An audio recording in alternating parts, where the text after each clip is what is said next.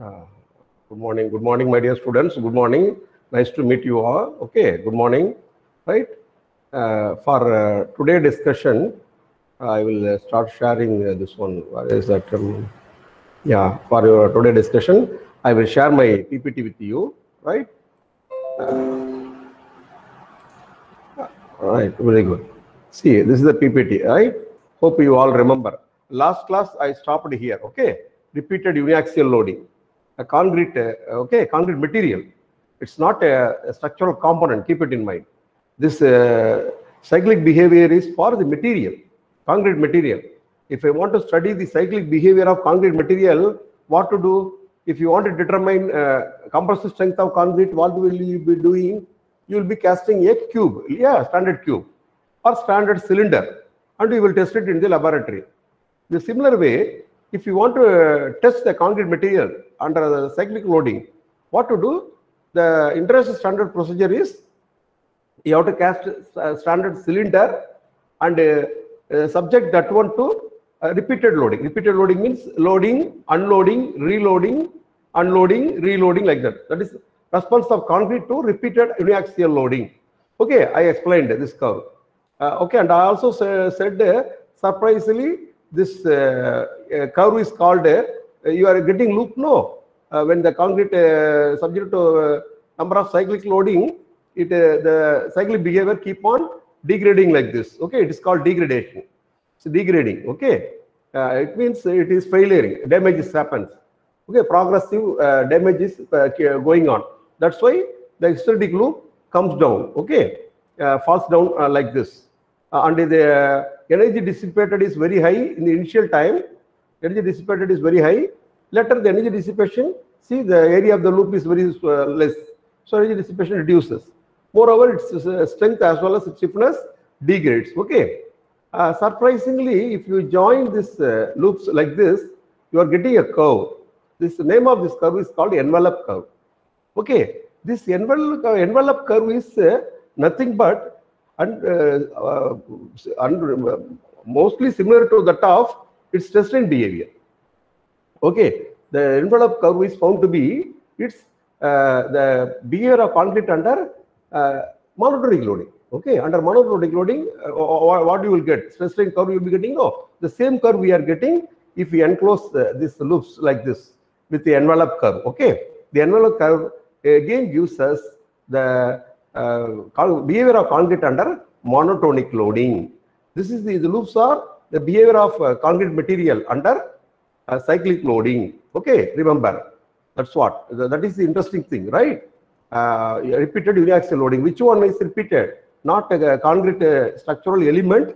We don't subject a beam or column or beam column joint. It is the material. Okay, on a concrete cylinder, if you apply repetitive loading, okay, repeated loading, you will be getting a loop like this. Okay, so this curve shows otherwise this profile shows the cyclic behavior of concrete material. Okay, concrete material under cyclic loading, right? That's what. Good. Next, I will go to the next slide, right?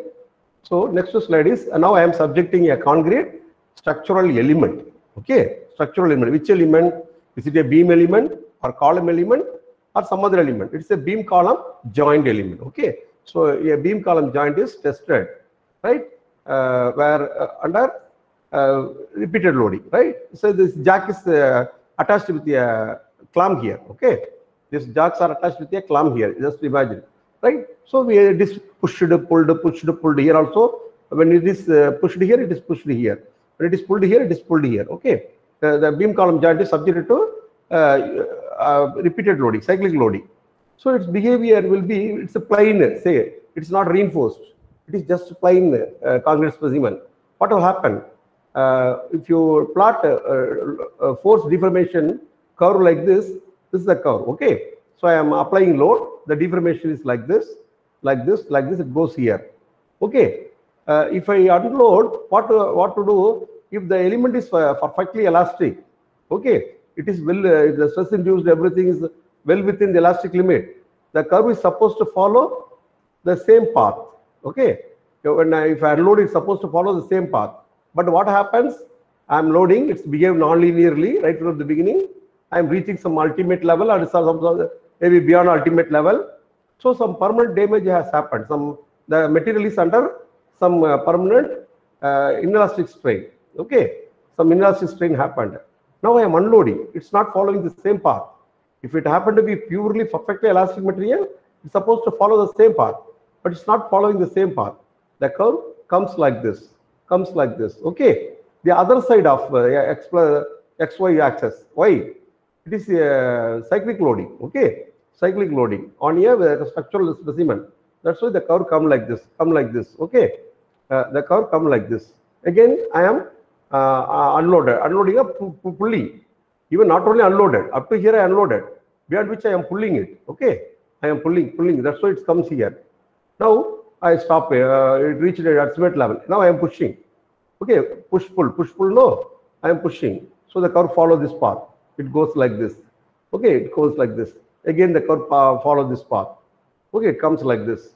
Again, it goes like this. Okay, and it fails. It's a plain concrete. Plain concrete measured hysteretic behavior. Okay. So laboratory specimen under cyclic deformation loading. It's not a reinforced. It's not actually structural. Okay, structural element with maybe nominal reinforcement in it. Okay, it might be with nominal reinforcement in it, not pakka reinforced. A beam column joint. If it tested in a laboratory, its cyclic behavior is like this. Okay, for a structural element, you can show this kind of cyclic behavior. If I reinforce it properly with the proper confinement and all, I can improve its cyclic performance. See, only few cycles only it withstood. One cycle and second cycle. In third cycle, it failed. Okay, only it sustained only 3 cycles, 3 number of cycles, even not 3 number. Immediately crack set up, the specimen has failed. Okay, it could not sustain many number of cycles. Actually, during earthquake, we expect the structural component to sustain many number of cycles. If you more the cycle, okay, it is more resistance to earthquake. Okay, it has to sustain many number of cycles during earthquake. Please remember, that's what we expect. Okay, so here I took from some source. It's not unconfined actually. You can poorly confined. You can write instead of unconfined, write poorly confined. Here you can write well confined. Poorly confined, both are confined only. But this is comparatively poorly confined. This is well confined. See, I have a column. Okay, just as usual, I have provided laterals at some required spacing I have provided in that column. Here, in addition to that, what I have done in this column, the same column, I provided a cross trace like this. It means I have enhanced its confinement action, because this already we have seen this kind of loop provided rectangular hoops only offer confinement at the corners. Okay, but here it cannot offer full confinement action. So it's offering only partial confinement action. If I introduce the cross trace like this, okay, because it tends to become ring, no, circular ring like this. If I provide cross trace like this, its confinement action is improved. Here it is partially confined.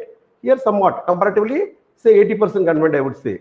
Here is some 40% only confined. Here 80% confined. So poorly confined, well confined, you can see.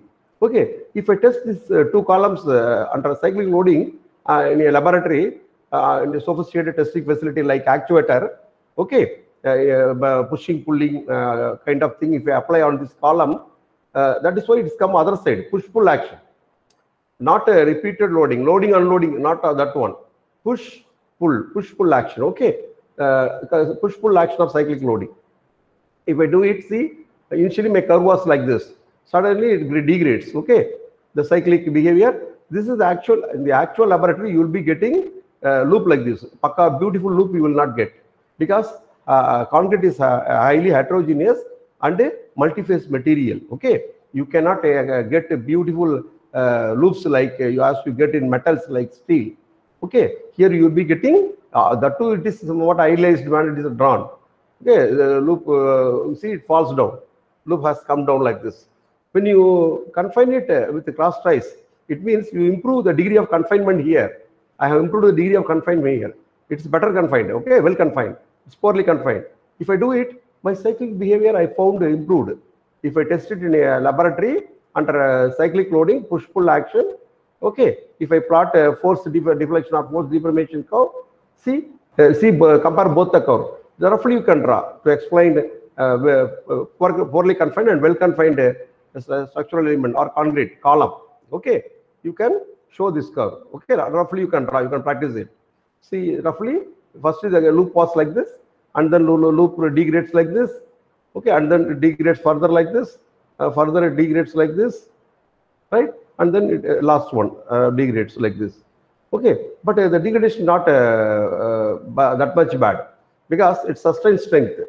Because see, horizontal, no, all points are horizontal. It means it's sustained strength. Only the stiffness degraded. Only the material has lost its stiffness. Okay, only there is a degradation of stiffness took place, but it is found to sustain strength somewhat. Okay, and not bad, that much bad. So this way we can, okay, next one.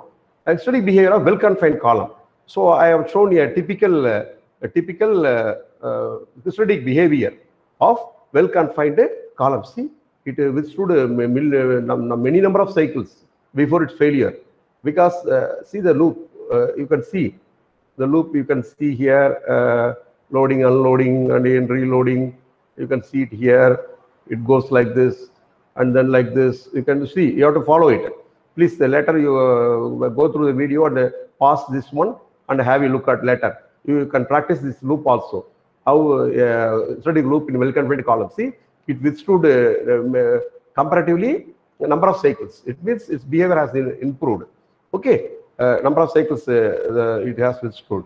But it's not a load deformation loop. It is M by MU and drift percentage loop, some other. Okay, they have not taken load deformation, some other parameter. For that it is plotted. It doesn't matter.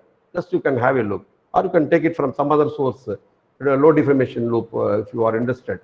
Okay, there are so many, plenty of aesthetic loop available in the internet. You can browse it and have a look later.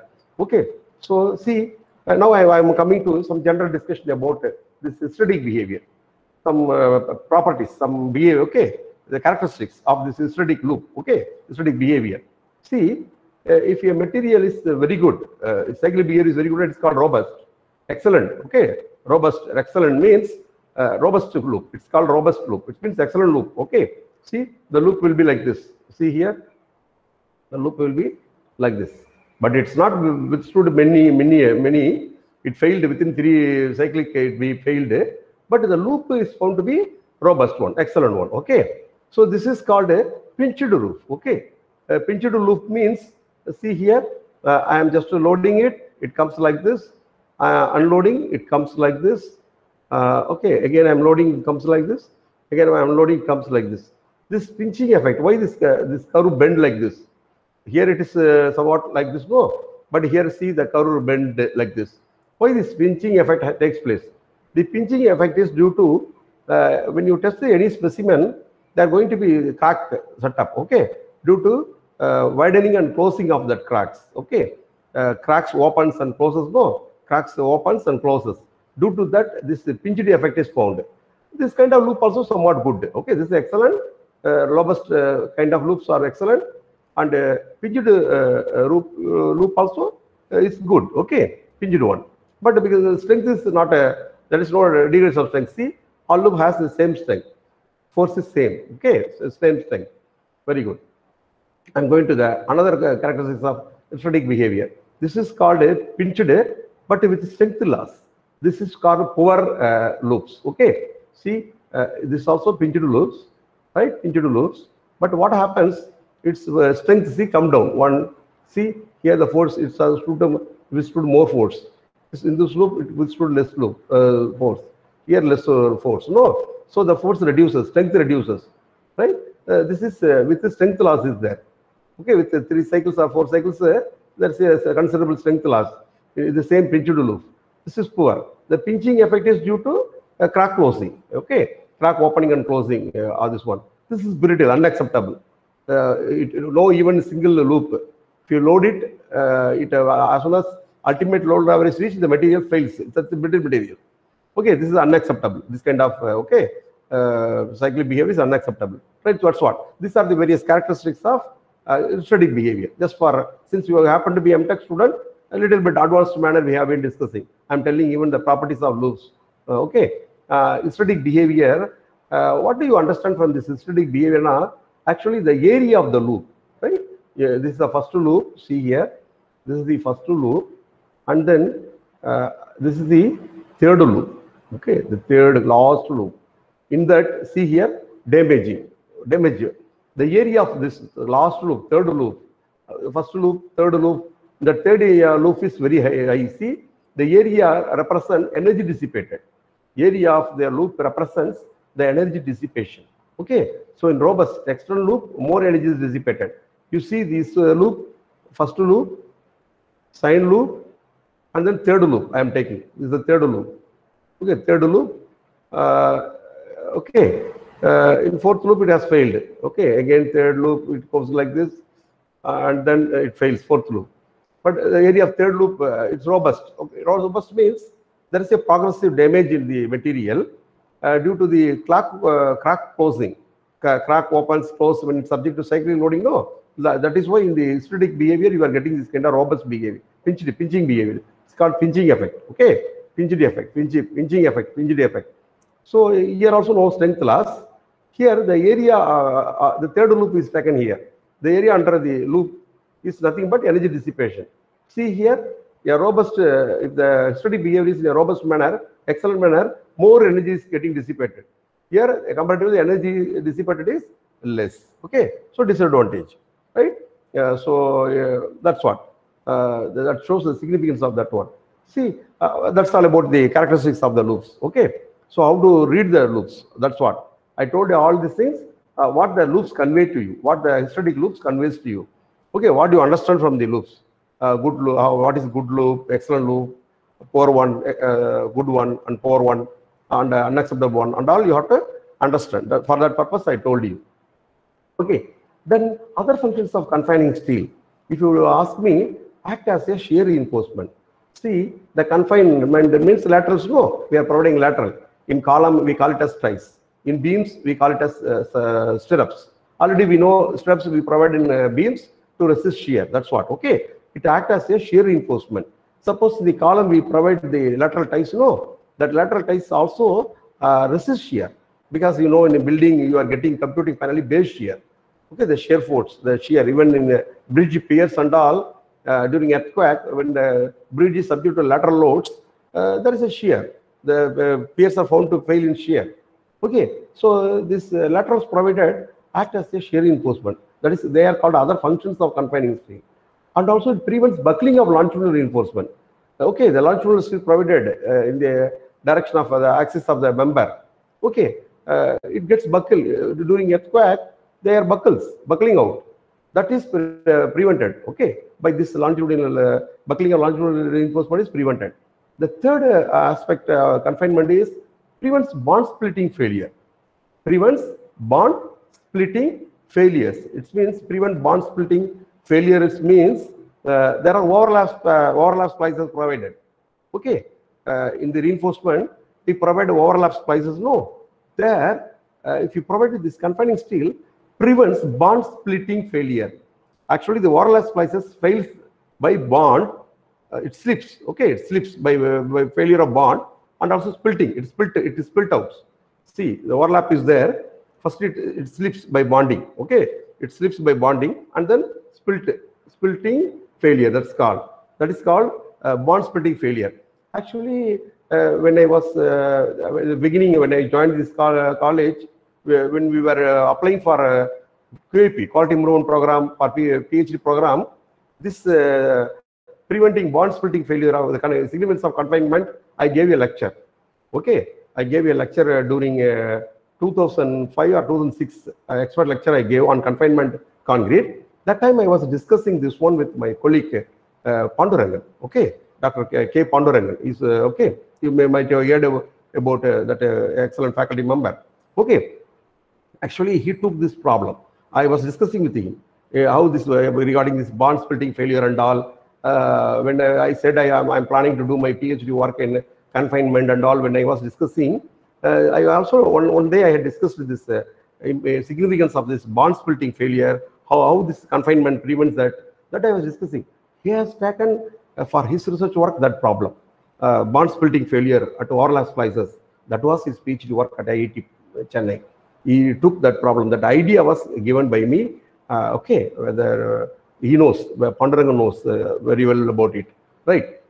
Next time I will go to the next discussion. Ductility and energy dissipation capacity, right? The structure should be able to sustain several cycles of inelastic deformation without significant loss of strength, right? So already I told you, just now I told you, the structure should be able to, the structure should, our structural component should be able to sustain several cycles of inelastic deformation without significant loss of strength. That's what I told you. Only one or two loops, no use. It has to sustain many number of loops, okay, without significant loss of strength, right? Either in a, it may be robust, or it may be even a pinched loop, doesn't matter, but it has to sustain a million number of cycles, not million, number of cycles, many number of cycles it has to sustain. And some loss of significance is inevitable. That's what, because some loss of stiffness is inevitable. Why? The degradation of stiffness represents the damage in progress. The degradation of stiffness represents the damage in progress in the structure. Okay, so that's why some loss of stiffness is inevitable, but excessive stiffness loss can lead to collapse. That's what. The stiffness should not be excessive. It should be in a limited manner, controllable manner. I will discuss later. The more energy dissipated per cycle, see, that's what, the more energy dissipated per cycle without excessive deformation, the better the behavior of the structure. That's what we want. The more energy dissipated means what? The cyclic behavior should not be too much robust. It should be somewhat, too much pinched one. It should be robust kind of cycle loops. Okay, but we will not get exactly robust kind of loops. Somewhat pinched loops only you will be getting, but it should be okay, not much pinched one. Okay, it should be robust, somewhat robust, and combination of robust and pinched one. Okay, more energy dissipated per cycle without excessive deformation, the better the behavior of the structure. So how to achieve all these things? The art of seismic resistant design is in the details. That's what, finally. The art of seismic resistant design is in the details. That I want to emphasize. So the art of seismic resistant design is in the details, in detailing the reinforcement inside. How do we properly, if we properly detail your reinforcement, like confinement, especially by giving importance to the confinement action, by providing the laterals at required spacing, where they are to be placed at closer spacing, where they are to be placed at usual spacing, all these things you should know. Okay, if you do it, you can enhance its cyclic behavior. That's what. With the good details, structure can be designed for force levels significantly lower than would be required for elastic response. Okay, you may not understand this sentence. No, doesn't matter. This sentence I don't want to explain much. Okay, only keep it in mind. The art of seismic resistant design is in the details. Okay. Similarly, the frame designed for a wind force that is 15% of the elastic earthquake force can survive the earthquake if actually you have designed a structure for just wind force.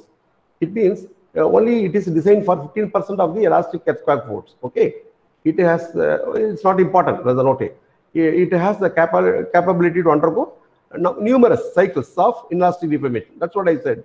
You should undergo numerous cycles of inelastic deformation. Okay, it has the capacity to deform at least 5 to 6 times the yield deformation. Already I told you the displacement ductility factor. The displacement ductility factor requirement is from 4 to 6 something. I told you already. It suffers no appreciable loss of strength. It's okay, doesn't matter. As a result of the large displacement, all of you keep it in mind. As a result of the large displacement associated with the inelastic deformations, the structure will suffer considerable structural and non-structural damage. See here, as a result of the large displacement associated with the inelastic deformations, I am one side I am telling the material should undergo inelastic deformation. If it undergoes large inelastic deformation as a result of large, the structure will the displacement will be large, isn't it? As a result of the large displacement associated with the inelastic deformation, the structure will suffer considerable structural and non-structural damage, isn't it? So that's what it has to undergo inelastic deformation, but at the same time, it should not be just like that. Okay, it should be highly controllable manner without losing its stiffness. The material should be stiff. At the same time, it should undergo inelastic deformation, but not to a large extent, to limited extent. That's what I want to say. In a highly controllable manner. This damage, that's what. This damage must be controlled. That is why this damage must be controlled by adequate detailing and by limiting structural deformations. Drift are to be limited. So highly controllable and limiting manner. Both we have to do. The damage must be, we permit damage, but same time it must be controlled by adequate detailing, by providing adequate detailing. It should be controlled manner. It should be, the damage should take place, and at the same time, to limited extent, it should take place by limiting structural deformation, drift. The structure should not deform too much. It means it should be stiff. That's what I want to say. The structure should not lose its stiffness. At the same time, it has to undergo damage by undergoing inelastic deformation, but in a controllable manner, without excessive deformation or drift in it. Okay, that means it should not lose its strength as well as stiffness. That's what we want to say, right? So both the strength and stiffness should not be lost. Both should be in a controllable manner. That's what, right? Right. Ductility of concrete, right? A sudden failure in reinforced concrete. Actually, the sentence and all are connected. Just I will read out and explain. A sudden failure in reinforced concrete structure subject to earthquake and blast, etc., can be avoided if the critical sections are able to undergo large plastic deformations and be in a position to absorb large amount of strain energy. Please don't worry. You need not write whatever I am projecting everything during exam. Actually, this is prepared for research purpose. Okay, in a PhD level, PhD research level, I am giving information to you. Okay, but luckily you are going to get these videos. You can go through the sentences later, and it will give you a lot of knowledge, deep knowledge in it. Okay, but in the examination, we will not expect this much knowledge from you. Whatever required, that much if you understand and write, more than sufficient. Sudden failures in reinforced concrete structures subject to earthquake and blast, etc., can be avoided if the critical sections are able to undergo large plastic deformations and be in a position to absorb large amount of strain energy. This can be achieved only when the critical sections can withstand large deformation at nearly constant moment with little or no damage. Not no damage, with little damage. Okay, that is, the structure must be capable of sustaining a high proportion of their initial strength when a major earthquake imposes large deformation. This deformation may be well beyond the last limit. Okay, this paragraph not important. Leave it. Avoid. Okay, this ability of the structure or its component or of the material used to offer resistance in the elastic domain of response is known as ductility. A beautiful high-level, research-level definition for ductility.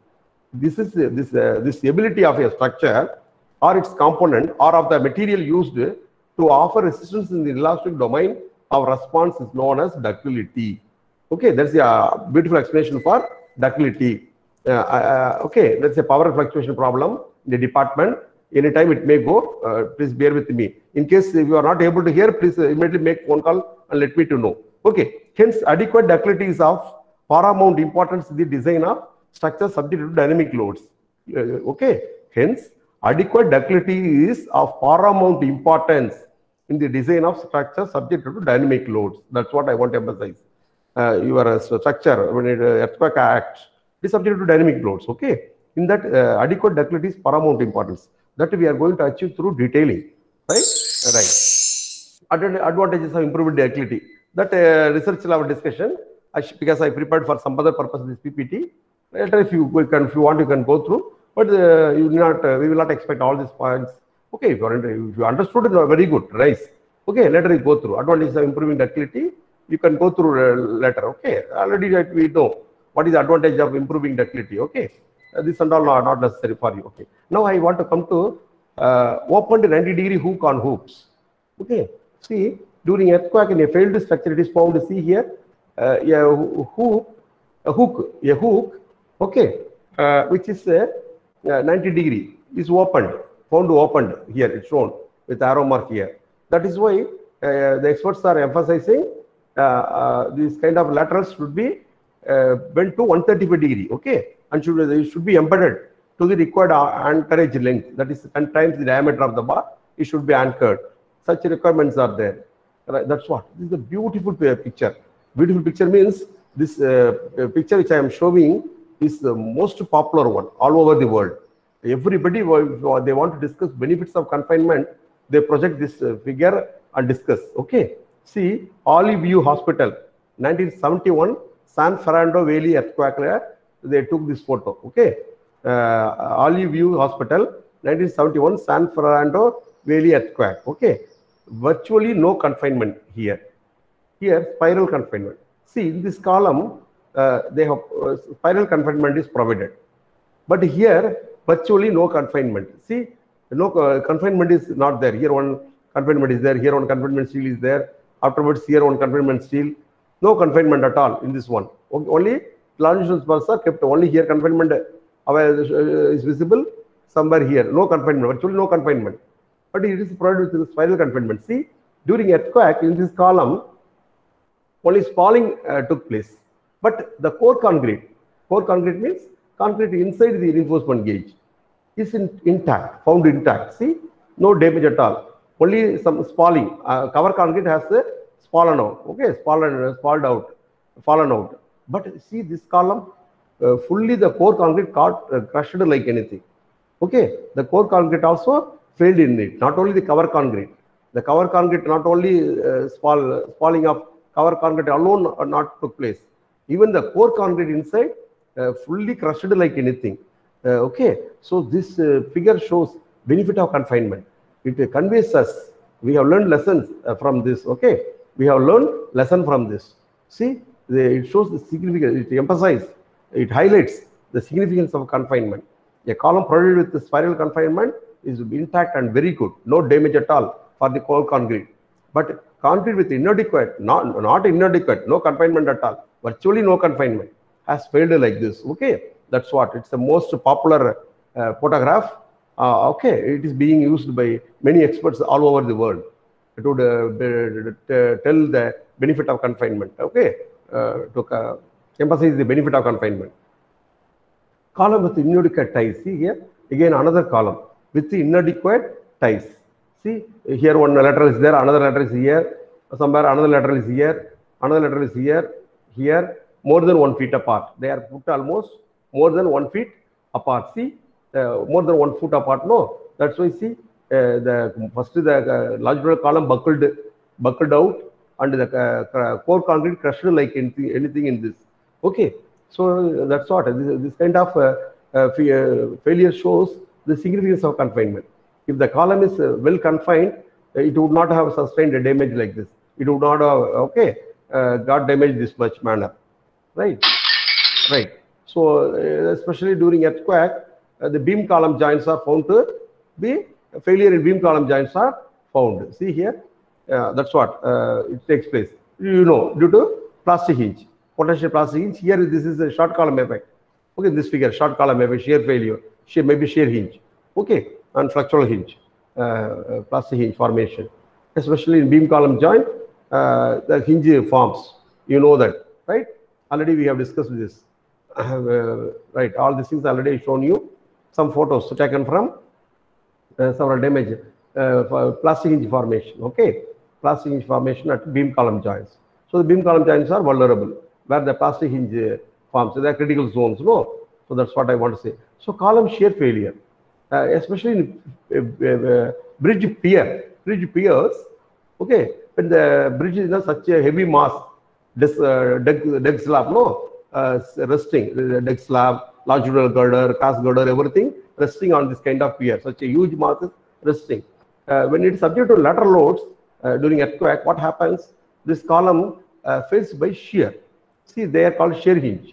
They are called diagonal. See the cracked diagonal.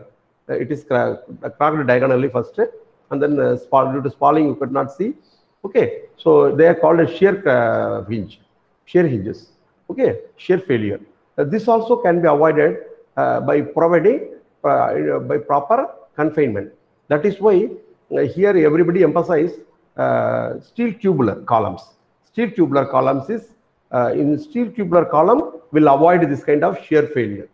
Okay, that's why there's steel concrete composites. No, steel concrete composites, steel tubular columns is more popular. It's more emphasized.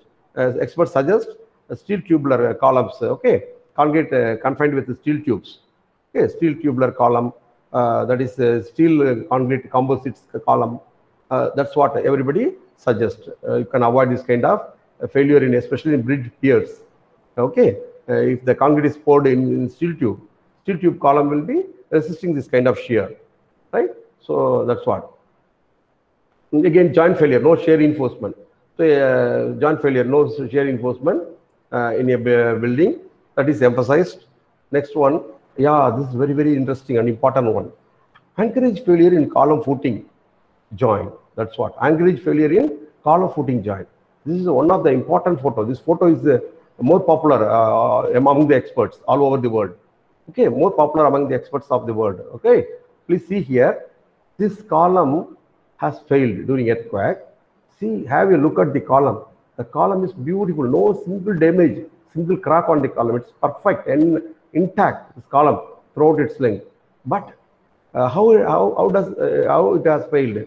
Actually, the reinforcement, okay, which is embedded from the footing, has pulled out.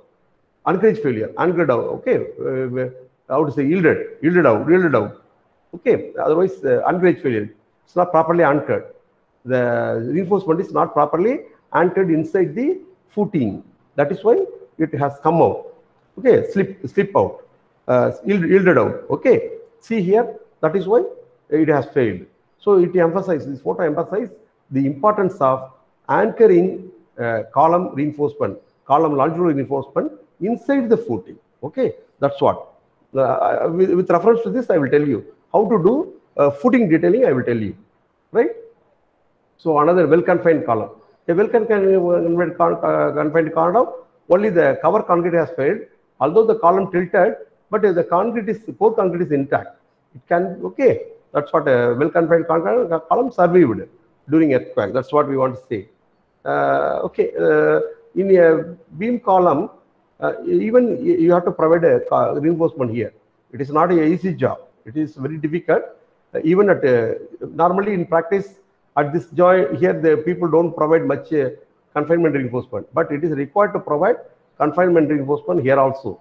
Okay, you have a column, you have a beam like this.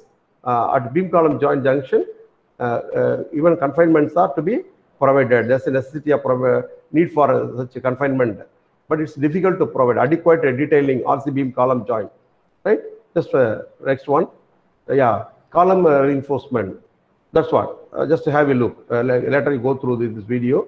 I will come to the caudal provision. Okay, this is not. I will skip this. Not important. Just I will go to the caudal provision. This is some laboratory specimen. Okay.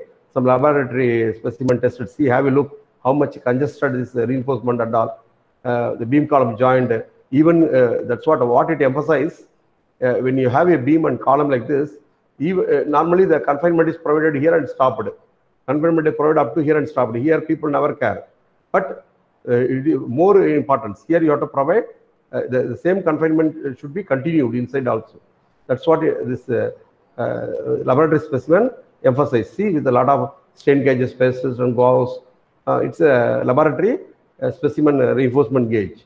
See, why I put this picture to show you the confinement, even at a beam column joint inside here like this. But in practice, it is a very difficult job to provide. But somehow we have to manage to provide, right? So custody behavior of joint with the hoops, custody behavior joint with this figure I will skip, not important, right? Next I am coming to the caudal provision, 3920. As per 13920, actually there is a recent revision, 2016, 139, okay, 3920, 2016 is available. I am supposed to project that figure, almost same figure is there, okay, no problem. This is old code, this is the figure and all, I took from old code. I advise you to go through 3920 of 2016. But same figure, maybe some additional detail might be there in that, right? See, you have a beam column, right? See here, what is the time now? Another 10 minutes, I will finish. See here, in this, we are providing laterals, no? Actually, see here, this is potential plastic hinge zones. You know, hogging bending moment. Fixed joint, no? In a continuous beam, at support, it's called fixed joint. So here you have negative hogging bending moment. Okay, a plastic hinge likely to form. That is why here the laterals are to be provided at a closer spacing. What is the minimum spacing you can provide? 75 mm, 75 mm or 80 mm closer spacing they are to be provided. What extent they are to be provided? 2 times D, FD depth. The FD depth of beam is say D. 2 times D should be provided, 2 times D. 2 times D. See, the FD depth is D. Say here, so FD depth is D. 2 times the FD depth of the beam, it should be extended, right? This should be extended. Here, the spacing, as you do by static design. Okay, we are designing, by limit state design, we are designing. Whatever spacing we are getting, that much spacing you can provide here. Here, they have to be placed closer spacing where the plastic hinge will form. And then, I'm in the same beam, I'm coming to this one, overlap splice. See, you have to avoid provision of overlap splice here and also at mid span, because at mid span, sagging bending moment. At end span, you have this one. At ends, okay, you have hogging bending moment. Here, they have to be placed at a closer spacing. I told you, the overlap splice are to be provided. See, where the bending moment changes sign at the point of contraflexure. Okay, so the hogging bending moment, no, and then it goes to sagging. Here, say the point of contraflexure is there. There the bending moment changes sign. Okay, there you have to provide overlap splice. Overlap splice, you have to avoid overlap splices where the bending moments are high. Where the bending moments are high, there you have to avoid the overlap splice. Where the bending moment is almost zero, there you have to provide overlap splice. However, you have to provide the laterals at a closer spacing. Spacing of stirrups, not more than 150 mm here. Here, spacing of stirrups as per calculation here. Here, spacing of stirrups as calculated, but not more than D/4 and 8 times the beam bar diameter. Please let her go through. Okay. So likewise, here, see what should be the spacing here. Lapping prohibited in regions where longitudinal bars can yield in tension. That's what. Okay. So this is the way details of lapping steel reinforcement in seismic beams. Okay. Actually, online class are to be handled only for half an hour. No, it's okay. Next class I will continue. Okay. So I want to record your name for attendance. Just next class I will continue, because online class I am not supposed to handle 50 minutes. It should be only half an hour, right? Just listen. I want to record your names for my record. I am so happy to all full strength. All 26 of you are attending. All 25 of you, okay, 26 of you are attending class today. Very good, including PhD scholar Sangar. Everybody is attending. So I am happy to see you all. Okay. So always MTech students are sincere. Since you are happen to be postgraduate student, you are sincerely attending. Very good. I appreciate your sincerity. Okay. So your names are recorded. Full 100% attendance every day. Not only today, every day, 100% attendance. I am seeing, observing. Right. Very good. Right. So 100% attendance is there every day. So I will do one thing. First, I will stop recording, and then if you want to discuss anything, we will discuss. Okay, let me to stop recording. Before that, I just yeah, I have to tell by right, by where is that? Oh, yeah, it's okay here. Okay, bye to all of you. Bye. Okay, so I will make you move.